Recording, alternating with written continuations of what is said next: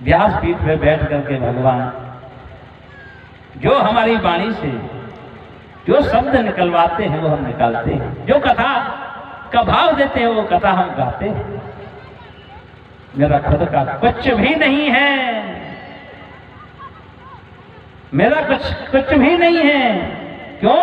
कि मेरी क्या सामर्थ्य जो भगवान की कथा गा ले। किसी मनुष्य की सामर्थ्य है जो भगवान की कथा सुना दे?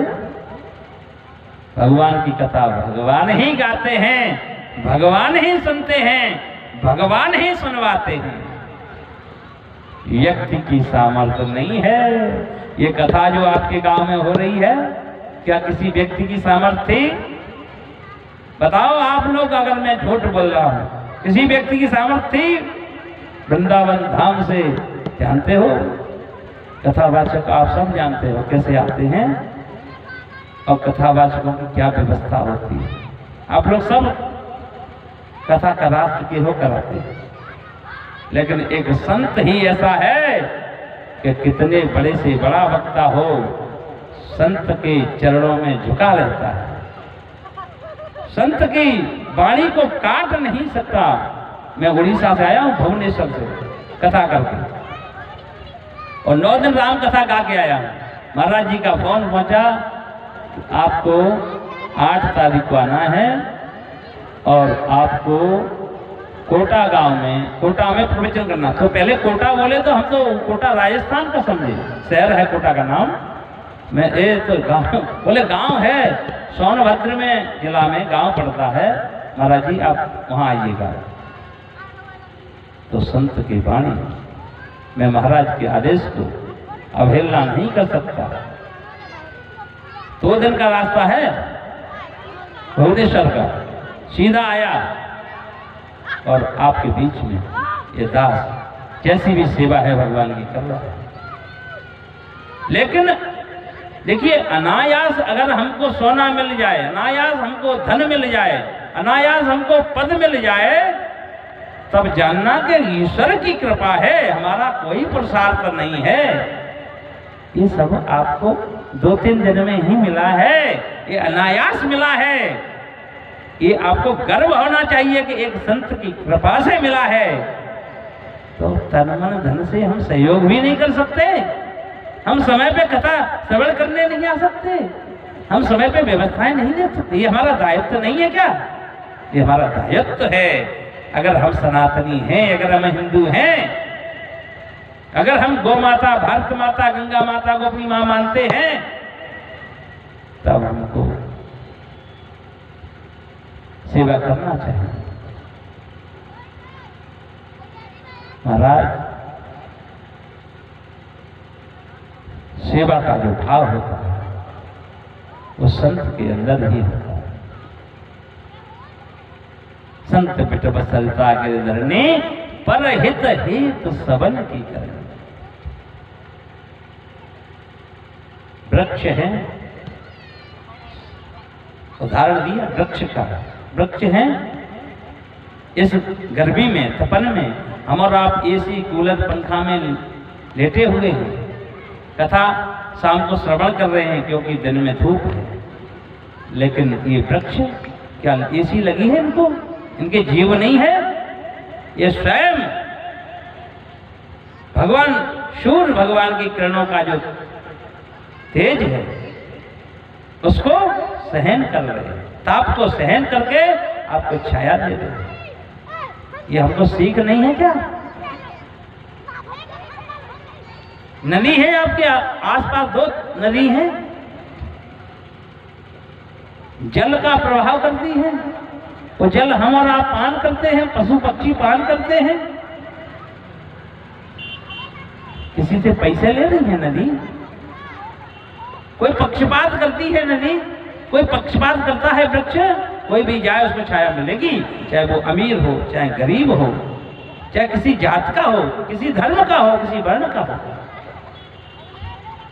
ऐसे ही संत के यहाँ न कोई जात चलती है, न कोई पात चलती है, न अपना चलता है, न पराया चलता है, उसके यहाँ सब अपना है। संत बेटप सरिता गिरी पहाड़ पर्वत, ये हमको सब कुछ पर्वतों से मिल रहा है, अनायास मिल रहा है। हमारे जंगल में पशु पक्षी चर रहे हैं, चारा भी दे रही हैं, खनन भी, हमको पत्थर भी उपलब्ध करा रहे हैं। तो ये हमको कुछ ले नहीं रहे, हमको दे रहे हैं। ये परमार्थ है, जो देता है वो परमार्थ है और जो लेता है वो स्वार्थ है। और भगवान कहते हैं, जानते हो, और सब स्वार्थी हैं भगवान के अलावा। लिखा है गोस्वामी बाबा ने, किसी को नहीं छोड़ा। स्वार्थ लागे करें सब प्रीति, स्वार्थ लागे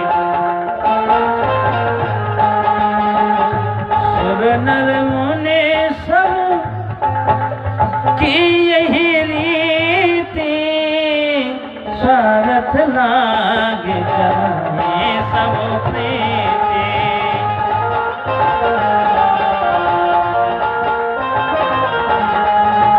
सुर नर मुनि सब की यही रीति, स्वार्थ लागे करें सब।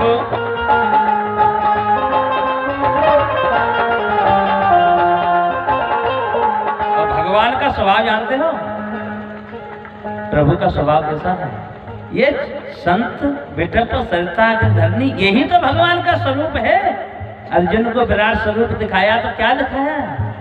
ये अर्जुन, ये सृष्टि में जो दिख रहा है वो सब ही मेरे शरीर में ही तो विद्यमान है।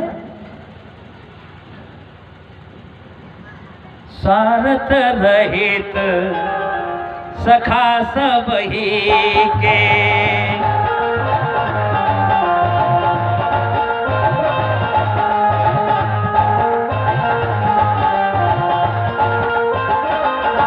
भगवान कैसे हैं? भगवान का क्या स्वभाव है?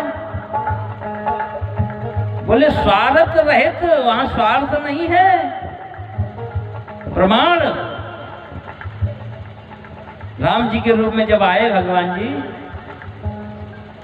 आपको हम प्रमाण भी देंगे, ऐसे नहीं बोलेंगे। एक संत हनुमंत लाल ने जब सुग्रीव जी को भगवान से मित्रता कराई, तब सुग्रीव को तो स्वार्थ था। क्यों? कि भगवान ने सुग्रीव का दुख सुना तो अपना दुख भूल गए। ये भगवंत हैं, ये चलते हुए संत भगवंत हैं। अपना दुख भूल जाए, दूसरे का दुख सुन करके वो भगवंत है, वही तो भगवंत है। जेन मित्र दुख होई दुखारी, जेन मित्र दुख तिनहि बिलोकत पातक भारी, जेन मित्र दुख।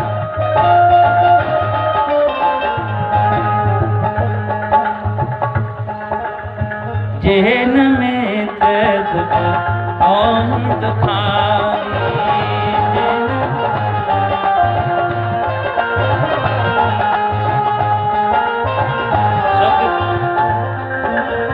सुग्रीव जी का दुख सुना तो भगवान की क्या स्थिति हुई, देखिए, वर्णन किया गोसाई बाबा ने। निज दुख गिरे समझ कर जाना,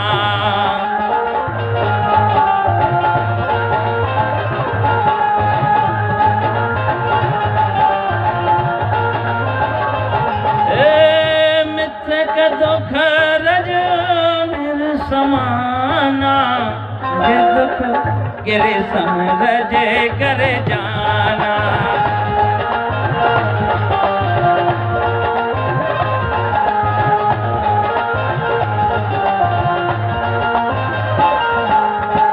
ये है भगवान, ये है प्रभु हमारे। संत बिटप सरिता गिरिधरणी, परहित हेतु सबन किए करनी। पृथ्वी मैया जहां हम बैठे हैं, कोई भवन बना रहा है, कोई अन्न पा रहा है, कोई वस्त्र पा रहा है, कोई फल पा रहा है, कोई फूल पा रहा है, यहाँ तक कि हम और आप मलमूत्र भी विसर्जित कर रहे हैं। माँ है कि नहीं? माँ की गोद में भी जो बचपन में अपन मलमूत्र त्यागते हैं कि नहीं, तो ये माँ है।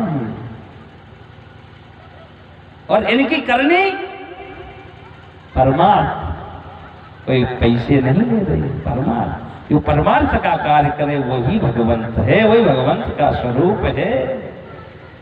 हनुमान जी महाराज उदाहरण है। राम जी के बाद जानते हो किसी राम जी के परिवार में किसकी पूजा होती है? हनुमान जी महाराज की। क्यों होती है? उनका स्वयं का कोई स्वार्थ नहीं है। जब सीता मां की खोज में जा रहे हैं हमारे अनंत बलवंत हनुमंत लाल जी,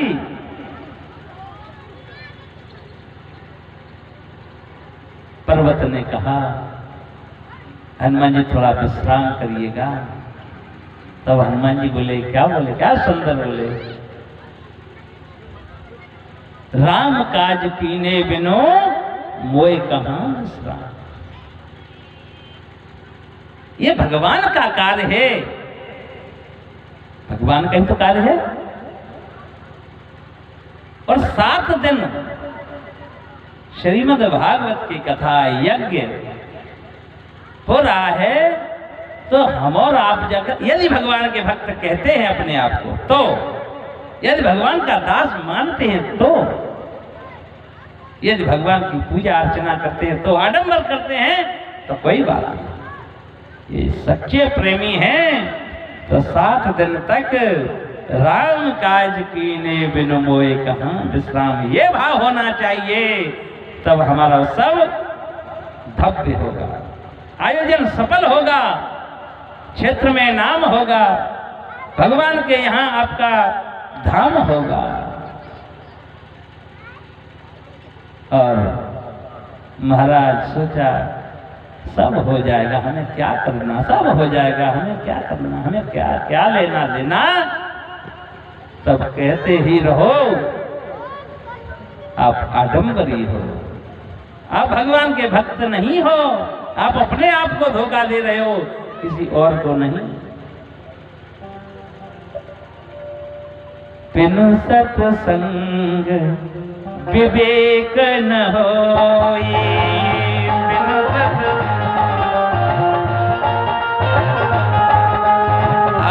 राम कृपा बिनु सुलभ न सोई, बिनु सत्संग।